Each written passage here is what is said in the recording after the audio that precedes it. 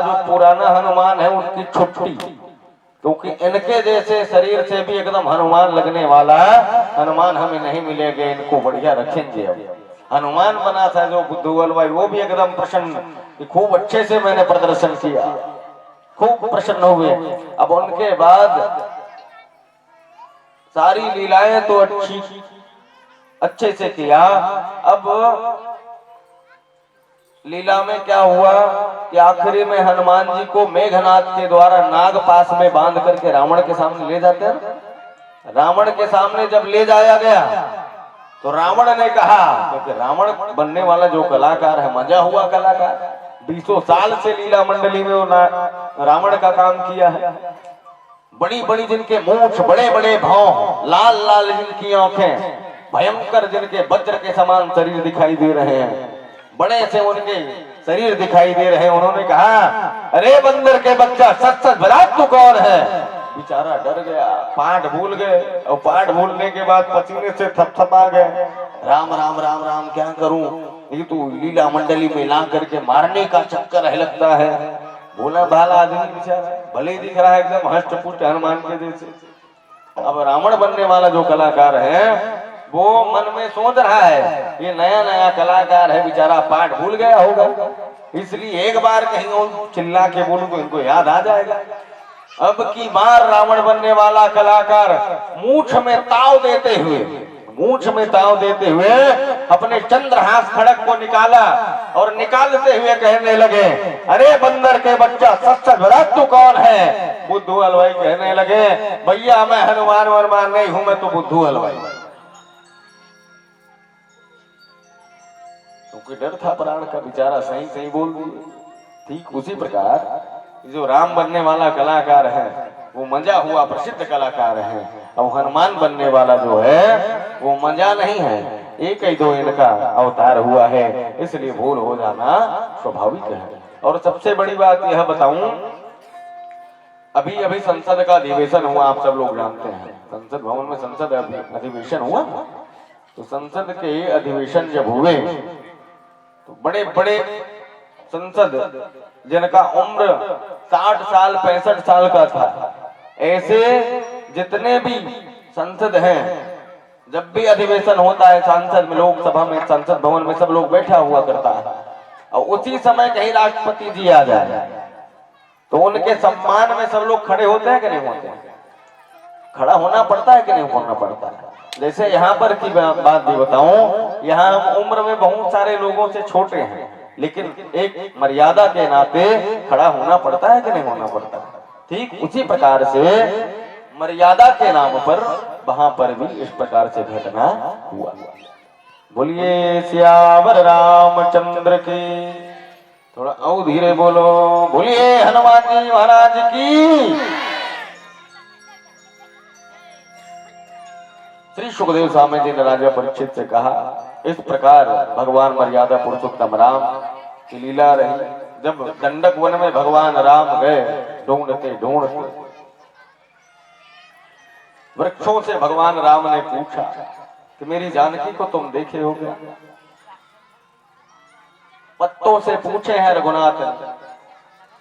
लोगों ने राम को पागल कहा, मैया अरे जिनकी पत्नी खो जाए, कोई मनुष्य का पत्नी कहीं खो जाए तो कोई मनुष्य से ही पूछते हैं ना, लेकिन राम ने किससे पूछा? हे खग मृग है मधुकर श्रेणी, तुम देखी सीता मृग नैनी।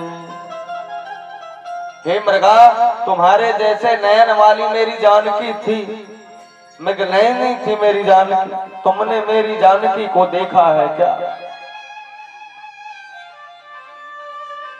कभी कोयल से जाकर के रघुनाथ ने पूछा, हे कोयल, तुम्हारे जैसी फिकबचनी बोलने वाली मेरी जानकी थी, तुमने मेरी सीता को देखा है क्या? यदि देखे हो तो तुरंत बता दीजिए, अगर मेरी जानकी कहीं काल के गाल में भी होगी तो उनको खींच करके मैं ले आऊंगा, एक बार बता दो। मृगा से, खग से, कोयल से, वृक्षों से, लताओं से, पुष्प से पूछने लगे। मेरी जानकी को तुमने कहीं देखा है क्या? अगर देखे हो तो बता दें, बड़ी कृपा हो। लोगों ने कहा ये कैसा पागल आदमी, अरे भगवान होता, अरे मनुष्य भी होते हैं तो कम से कम जिन मनुष्य की पत्नी खो जाए तो मनुष्यों से पूछते हैं ना। ये वृक्षों से कौन पूछता है भाई? कोई पशुओं से पूछेगा क्या?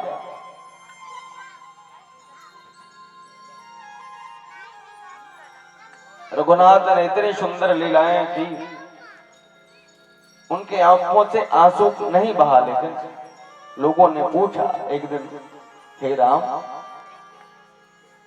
इतना लीला की परंतु आपके आंख से आंसू कैसे नहीं बहा? राम ने कहा आंसू की कीमत वो क्या जाने, आंसू की कीमत वो क्या जाने जो हर बात पर आंसू बहाते हैं। आंसू की कीमत वो क्या जाने जो हर बात पर आंसू बहाते हैं। अरे आंसू की कीमत तो उनसे पूछिए जो गम में भी मुस्कुराते हैं, जो गम में भी मुस्कुराते हैं। ऐसे हैं हमारे राम। लोगों ने कहा राम जी इतनी सुंदर लीला देख करके एक दिन तो स्वयं साक्षात जगत जननी माता सती वह व्याकुल हो गई। ये राम नहीं, उनको भी उनके लीला से शंका हुआ। यहाँ जितने भी है ना भाई, राम जी के लीला में सब के सब लोगों को शंका हुआ। जितने भी लोग हुए सबको शंका हुआ। महाराज पद पद पर शंका है। रामचरितमानस की कथा में, उनके श्लोक में जहां पर भी जाओ शंका है। एक बात बताऊं, जब तक के क्रांति नहीं होगी, पहले तो ज्ञान होगा, पढ़ेंगे रामायण अथवा सुनेंगे, जब सुनते हैं तो ज्ञान होता है, जब ज्ञान होता है तो भ्रांतियां आती है। भ्रांति माने शंका। जब भ्रांति आता है, मन उथल पुथल करता है तो इधर उधर पूछने का प्रयास किए करते हैं, यहाँ कैसे हुआ, क्रांति आ जाती है। और जब क्रांति आती है, भ्रांति को जीत लिया कोई व्यक्ति तो उनके जीवन में आध्यात्म की क्रांति आ जाया करता है। और जब क्रांति को जीत लेते हैं कोई व्यक्ति तो उनके जीवन में शांति आ जाया करते हैं, क्योंकि शांति ही मूल है जीवन का। भ्रांति के बाद क्रांति और क्रांति के बाद शांति का होना परम आवश्यक है। क्योंकि यहाँ जितने भी बैठे हैं ना, सबको शांति की ही तलाश है, याद रखना।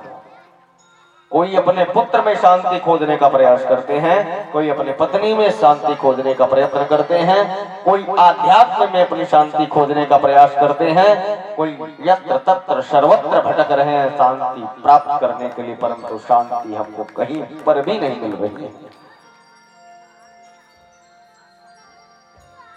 रामचरितमानस को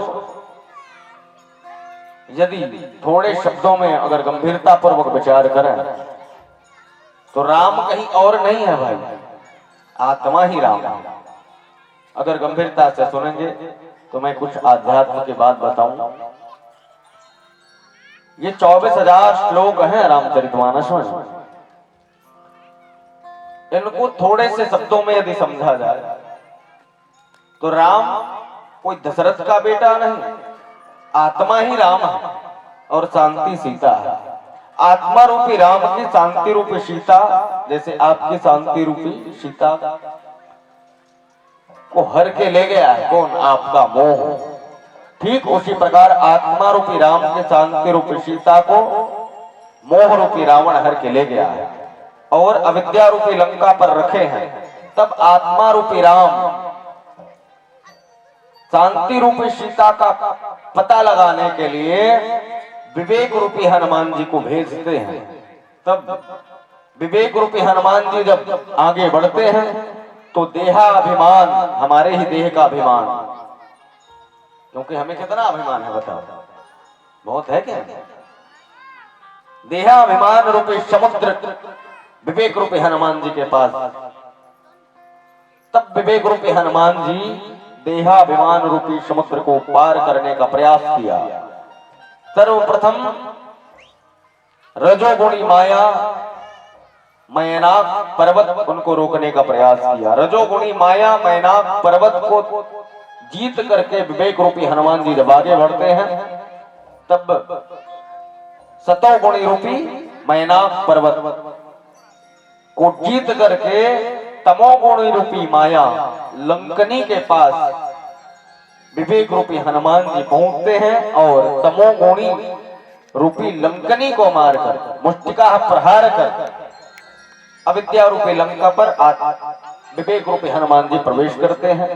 अविद्या रूपी लंका पर सत्य रूपी अग्नि को लगा करके शांति रूपी सीता का पता लगा करके पुनः आत्मा रूपी राम के पास आकर के शांति रूपी सीता का पता बताते हैं। तब आत्मा रूपी राम सम दम नियम संयम उपासना पवित्रता इत्यादि रूपी वानर भालुओं की सेना को लेकर के अविद्या रूपी लंका पर धावा बोलते हैं। वहां पर जाकर के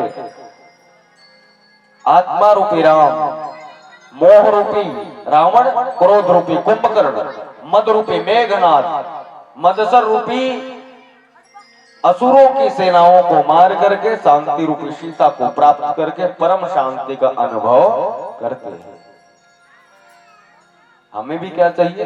शांति चाहिए ना, क्योंकि यहाँ सब सेट है। ठीक है, ऐसा कोई आदमी नहीं होगा जिनके यहाँ टीवी सेट ना हो। क्यों? टीवी सेट है कि नहीं? तुम्हारे यहाँ टीवी का सेट है, ठीक है, टीवी का सेट, अलमारी का सेट, मैया के पास चूड़ी का सेट, श्रृंगार का सेट, ना? टी का set, dining set, sofa set, लेकिन माइंड अपसेट है। क्यों? सब तो सेट है लेकिन माइंड अपसेट है। और ये माइंड अपसेट कहां से समाप्त होगा?